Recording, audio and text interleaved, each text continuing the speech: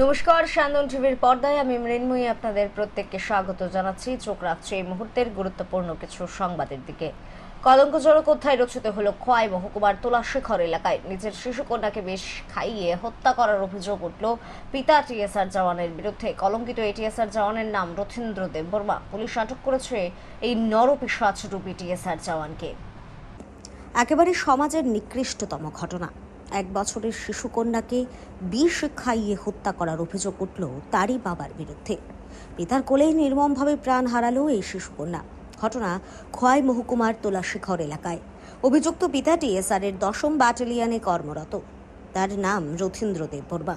শিশুকন্যার মা মিতালি দেববর্মার অভিযোগ, তার স্বামী রথীন্দ্র দেববর্মা 1 বছরের শিশুকন্যাকে কোলে নিয়ে দোকানে যায় কিছু একটা খাওয়ানোর জন্য। কিন্তু দোকান থেকে আসতে খানিকটা দেরি হওয়ায় সন্দেহ হয় ওই শিশুকন্যার মায়ের।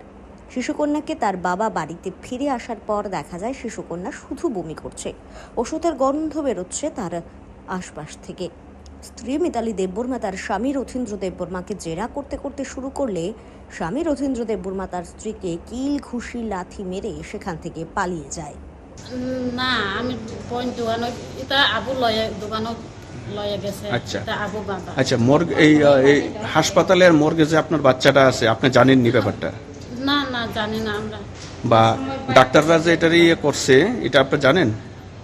কিচ্ছু জানেন না? আমরা কিছু জানি না। এটা আবু আবু লয়ে গেছে, কে লয়ে গেছে আমি একদম জানি না। মানে আপনার বাচ্চার খবর আপনি জানেনই না? না, জানি না। আমি পরে আমার বোন গেছে কান্তাছে, এই ভূমি ভূমি অসুখ বিষ খাইতে দিছে, ও দিদি কান্তাছে। এটা আপনার হাজবেন্ডে করছে না? একদম হাজবেন্ড করতেছে এটা, আমরা হাজবেন্ড। আপনার হাজবেন্ডের নাম জানি কি? রথীন্দ্র দেববর্মা। রথীন্দ্র দেববর্মা। তাই কি করে? এটা টিএসআর করে। টিএসআর এ চাকরি করে? কোনখানে? এটা 10 ব্যাটালিয়ন এডিসি হেডকোয়ার্টারে। আচ্ছা আচ্ছা, কি কারণে তাই এরকম করতেছে?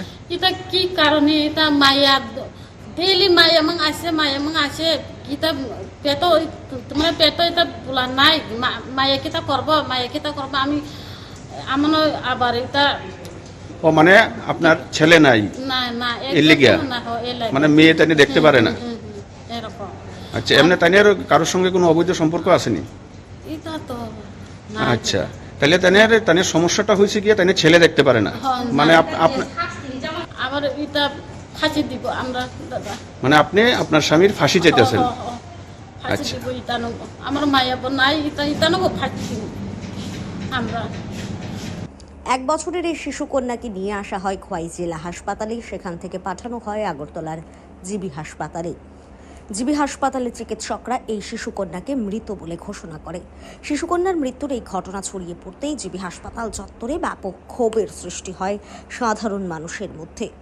সাধারণ মানুষ নরপিশাচ রূপী এই পিতাকে উত্তম মধ্যম দেওয়ার জন্য উদ্ধত হলে জিবি হাসপাতালে বেসরকারি নিরাপত্তা রক্ষীরা একটি নিরাপদ স্থানে অভিযুক্ত হত্যাকারী পিতা রথীন্দ্র দেববর্মাকে বন্দি করে রেখে সাধারণ মানুষের রোষানল থেকে বাঁচায়। পরবর্তী সময়ে পুলিশ ঘটনাস্থলে এসে অভিযুক্ত এই হত্যাকারী পিতা টিএসআর জওয়ানকে উদ্ধার করে নিয়ে যায়। নিজের শিশুকন্যাকে হত্যা করার দায়ে তার বিরুদ্ধে একটি খুনের মামলা লিপিবদ্ধ করা হয়েছে। সান্দন টিভি। শুক্রবারের পর শনিবার সকালেও তিথি অনুযায়ী রাজ্যের বিভিন্ন প্রান্তে রাখি বন্ধন উৎসব অনুষ্ঠিত হলো। ভাইয়ের হাতে রাখি পরিয়ে বোনেরা তাদের মঙ্গল কামনা করলেন। এক প্রকার ভাবে ভ্রাতৃত্ব বন্ধনের নিবিড় ধাগা গড়ে ওঠে এই রাখি বন্ধন উৎসবের মধ্য দিয়ে। আগরতলা পুর নিগমের 14 নম্বর ওয়ার্ডে রাখি বন্ধন উৎসবের আয়োজন করা হয় দুর্গা চৌমুনি এলাকায়। ভাইদের হাতে বোনেরা রাখি পরিয়ে দিয়ে পালন করে এই রাখি বন্ধন উৎসব। সমাজের সকল অংশের মানুষের হাতে রাখি পরিয়ে দেওয়া হয়। রাখি পরানোর পর মিষ্টি তুলে দেওয়া হয় সকলের হাতে। ছিলেন বর্ধমান মণ্ডল সভাপতি সহ প্রাক্তন মণ্ডল সভাপতিও। আমাদের দেশের ঐক্য, অখণ্ডতা এবং একতা বজায় রাখার জন্য এই রাখি বন্ধন উৎসবের গুরুত্ব অপরিসীম। আমরা পরবর্তী সময়ে দেখেছি, পরবর্তী সময়ে এই ধারা অব্যাহত রাখার জন্য ভগিনী নিবেদিতা এবং ডাক্তার কেশব বলিরাম হেডগাওয়ারজি তার প্রয়াস করেছেন এবং আজও ভারতবর্ষের একতা, অখণ্ডতা রক্ষার্থে এই রাখি বন্ধন গুরুত্ব অপরিসীম।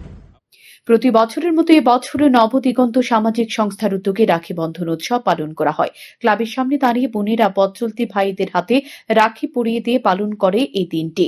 হিন্দু, মুসলিম, খ্রিস্টান সমস্ত ধর্মের মানুষ এই রাখি বন্ধন উৎসবে অংশগ্রহণ করে। এই রাখি বন্ধন উৎসবে সামিল হওয়ার জন্য দুবাইয়ে থাকা রাজ্যের কন্যা খেয়ারা নাথ আগরতলায় ফিরে আসেন। রাখি বন্ধন উৎসবের মধ্য দিয়ে ভালোবাসা এবং ভ্রাতৃত্ব বন্ধনের টানে প্রতি বছর তার রাখি বন্ধন উৎসবে অংশগ্রহণের জন্য এখানে আসা। কবিগুরু রবীন্দ্রনাথ ঠাকুরের প্রতিকৃতিতেও মাল্যদান করেন তারা। তো আমার নাম কিয়ারা নাথ, আমি দুবাইতে থাকি, কিন্তু প্রতি বছর রাখি পূর্ণিমার সময় এই নবদিগন্ত ক্লাবের এত সুন্দর অনুষ্ঠানে অংশ হতে পেরে আমি খুবই আনন্দিত।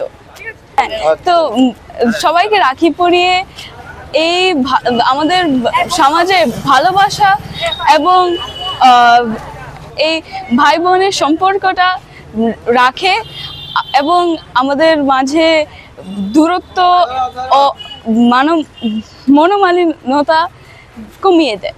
তো এই অনুষ্ঠানে আমি খুব খুশি যে আমি এখানে আছি। বাঙালি মহিলা সমাজের উদ্যোগেও রাখি বন্ধন উৎসব পালন করা হয় এদিন। রাজধানীর আগরতলা পোস্ট অফিস চৌমুহনী চত্বরে পথ চলতি ভাইদের হাতে রাখি পরিয়ে দিয়ে তারা এই উৎসব পালন করে। সমাজের সকল স্তরের ভাইদের হাতে রাখি পরিয়ে দেন তারা। নিজেদের মধ্যে বন্ধন অটুট রাখতে বোনেরাও বোনেদের হাতে রাখি পরিয়ে দেয়। তুলে দেওয়া হয় মিষ্টির প্যাকেট। আজকের দিনও আমরা দেখতে পাচ্ছি কি রাজ্য কি দেশ একটা হিংসার বাতাবরণ এরকম চলছে। এমনই দিনে আমরা যেন সবাই ভ্রাতৃত্ববোধনে আবদ্ধ হতে পারি এবং হিংসা নিন্দা ভুলে সবাইকে আপন করে নিতে পারি, ভালোবাসতে পারি। এই জন্যই আমাদের এই প্রোগ্রাম। এবং আমরা দেখতে পাচ্ছি যে আজকের দিনে বাঙালি জাতি যারা আমরা অনেকেই বলে গেছেন, আমাদের সাহিত্যিক বা মহাপুরুষরা বলে গেছেন, বাংলা বাঁচলে ভারত বাঁচবে, ভারত বাঁচলে বিশ্ব বাঁচবে। তাই আমরা চুপ করে বসে থাকলে হবে না।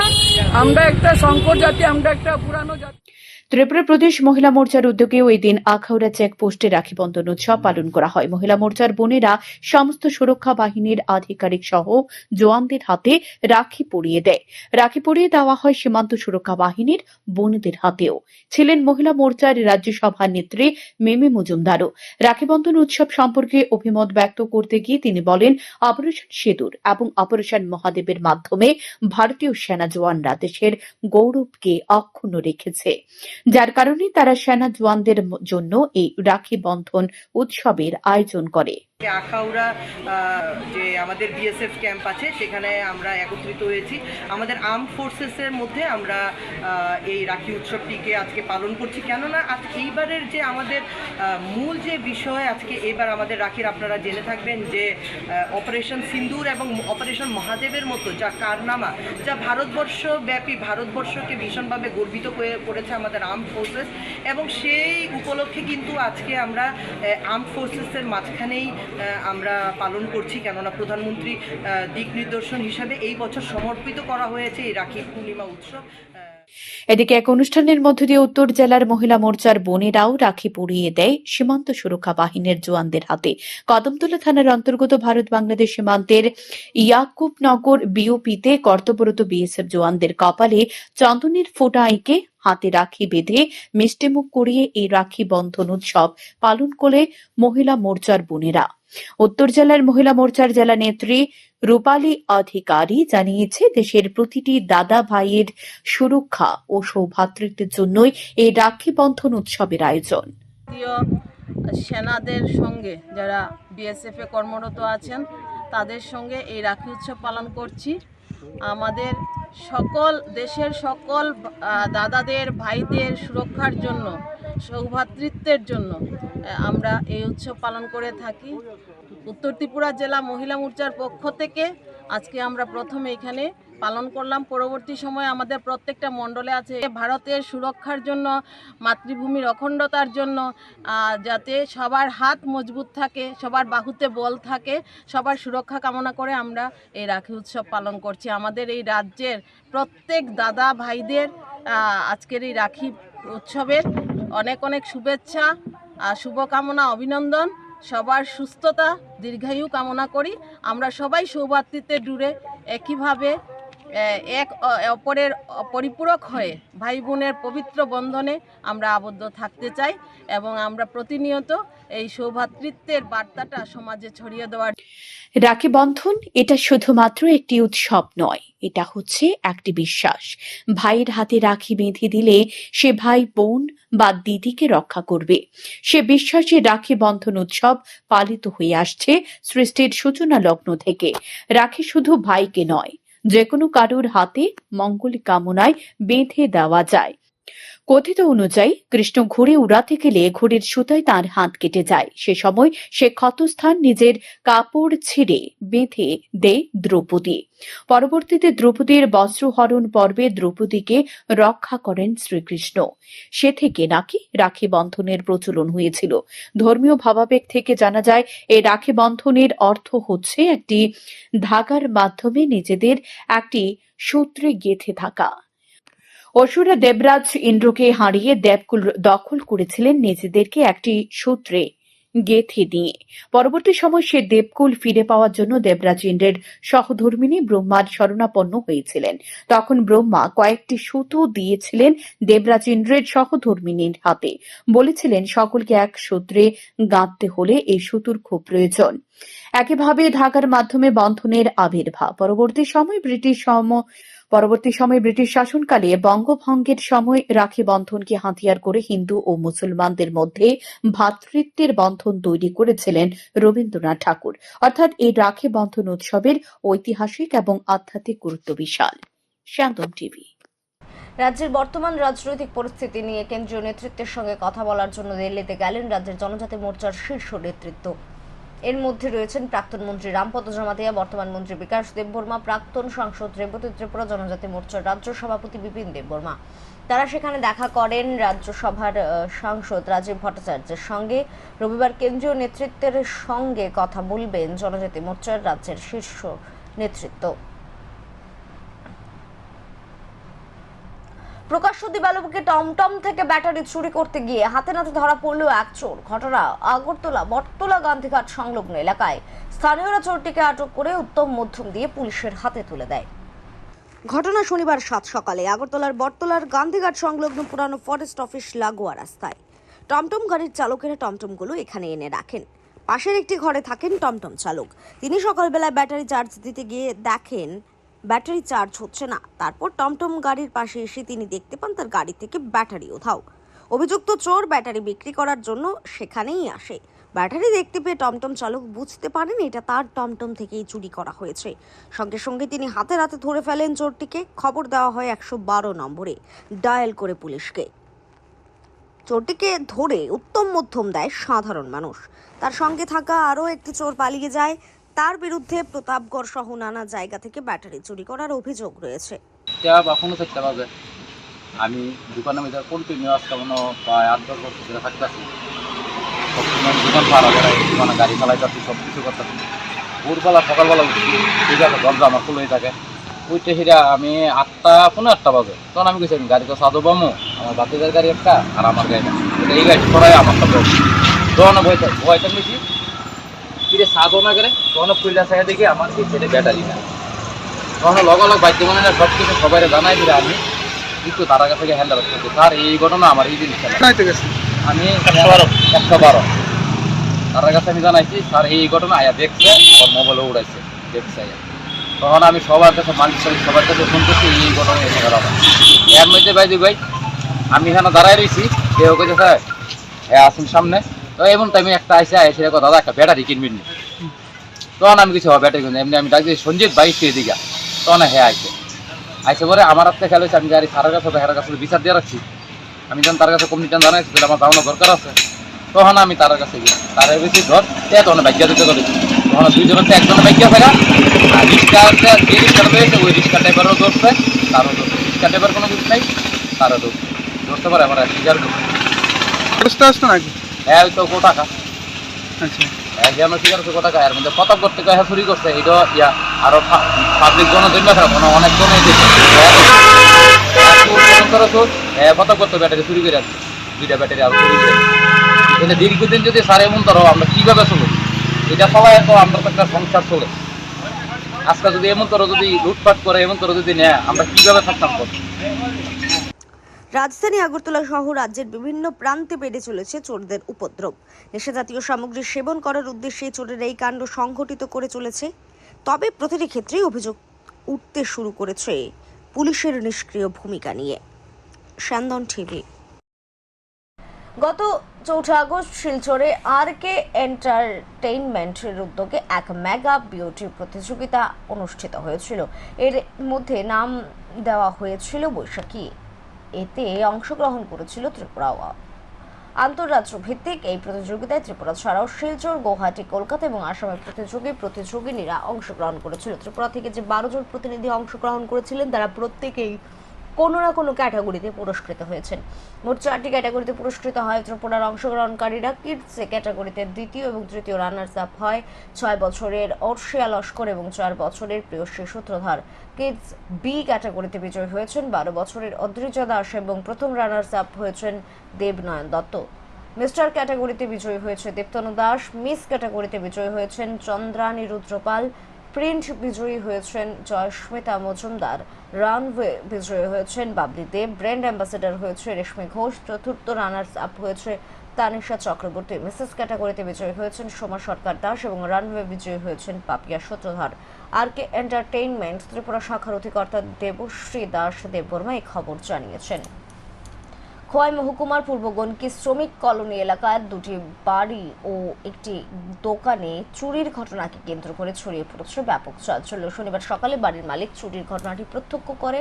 চাল, ডাল ও বাসনপত্র চুরির ঘটনায় এলাকার লোকজনদের মধ্যে আতঙ্কের পরিবেশ সৃষ্টি হয়েছে। শুক্রবার গভীর রাতে একই পাড়ার অজিত মাঝি দাস ও রঞ্জিত শুক্লবৈদ্য ও নান্টু রায়ের দোকানে চুরি হয়। শনিবার সকালে পূর্ব গনকি শ্রমিক কলোনি এলাকার জনৈক অজিত মাঝি দাসের নজরে আসে রান্নাঘরের দরজা খোলা। ঘরের ভেতরে প্রবেশ করে তিনি দেখতে পান ঘরের মধ্যে ভাত এলোমেলো হয়ে ছড়িয়ে ছিটিয়ে রয়েছে। রান্নার বাসনপত্র কিছুই নয়। চোরের দল সিঁধ কেটে ঘরে প্রবেশ করে সমস্ত বাসনপত্র চুরি করে চম্পট দেয়। অন্যদিকে রঞ্জিত শুক্লবৈদ্য সকলে দেখতে পান ঘরের দরজার ভাঙা এবং ঘরের ভেতরে থাকা সমস্ত জিনিসপত্র ছড়িয়ে ছিটিয়ে রয়েছে। 20 কেজি চাল, 10 কেজি আটা, সিলিং ফ্যান সহ কিছু আসবাবপত্র চুরি করে নিয়ে যায়। রঞ্জিত শুক্লবৈদ্য বাড়ির পাশের নান্টু রায়ের দোকানে চুরি হয়। মুদির দোকানের দরজার তালা ভেঙে দোকানের মালামাল চুরি করে নিয়ে যায়। সব মিলিয়ে পরপর চুরির ঘটনায় আতঙ্কের পরিবেশ সৃষ্টি হয় সাধারণ মানুষের মধ্যে।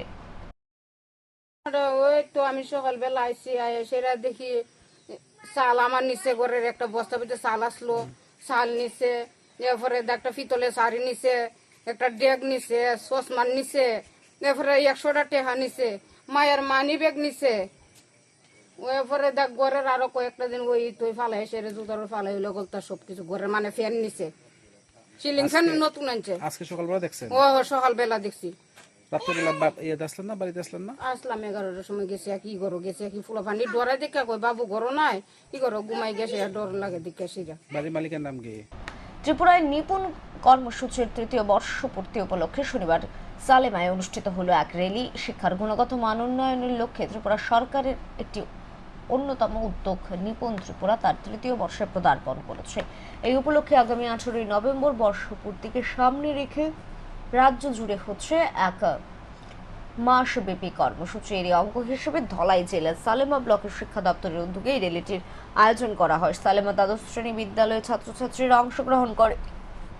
সালেমা বিদ্যালয় পরিদর্শকের তত্ত্বাবধানে আয়োজিত এই র্যালির মূল উদ্দেশ্য ছিল এলাকার আপামর সাধারণ নাগরিক, অভিভাবক, ছাত্রছাত্রীদের মধ্যে নিপুণ কর্মসূচি সম্পর্কে সচেতনতা বৃদ্ধি করা।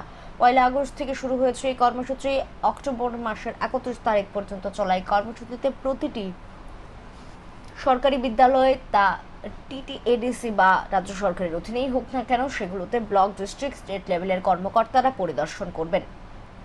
তারা শিক্ষার্থীদের নিপুণ কর্মসূচির লক্ষ্য অর্জনের অগ্রগতি মূল্যায়ন করবেন। যদি কোনো শিক্ষার্থী লক্ষ্য পূরণে ব্যর্থ হয় তার জন্য বিশেষ প্রশিক্ষণের ব্যবস্থা করা হবে।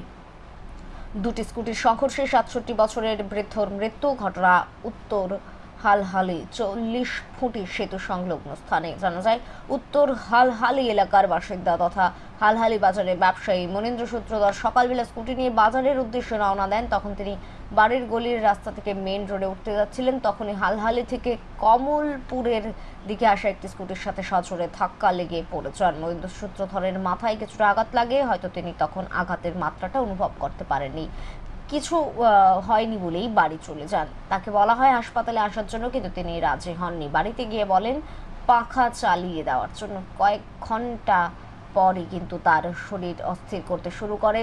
তখন হাসপাতালে নিয়ে আসে তার ছেলে, কিন্তু কর্তব্যরত ডাক্তার তাকে মৃত বলে ঘোষণা করেন। হাসপাতালে ছুটে আসেন কমলপুর থানার ওসি ও এসডিপিও। আমার ছোট ভাইরে যেখানে ছোট ভাই বলছে সকালবেলা স্কুটি লিয়ে দোকানে যাওয়ার সময় হঠাৎ করে দুইটা স্কুটিতে ধাক্কা লাগছে। বাবা পড়িয়া গেছে গিয়ে ব্রিজে 40 ফুটি ব্রিজের এখানে বাবা পড়িয়া যাওয়ার পরে দুইটা তুলছে বয়াইছে, তোলার পরে ঘরে গেছে তখন আমার ছোট ভাই বলছে চলো ডাক্তার যা, বলছে না বেশি কিছু হয়েছে না, ঠিক হইব। তো এই ভাগ্য ছেলে সবাই একটু বইয়া রয়েছে। কদ্দূর পরে কিছু বমি করার পরে ভাই হতেছে তাড়াতাড়ি ডাক্তার এখানে যায়, আমারও ফোন করছে। আমি তুই ডাক্তার এখানে নিয়ে আয়, আমি আইতাছি। ওই আওয়ার পরে এই ঘটনাটা। এখনকার মতো সংবাদ এখানেই শেষ করছে। সব খবর, সব আপডেটের জন্য চোখ রাখবেন সান্দন টিভির পর্দায়। নমস্কার।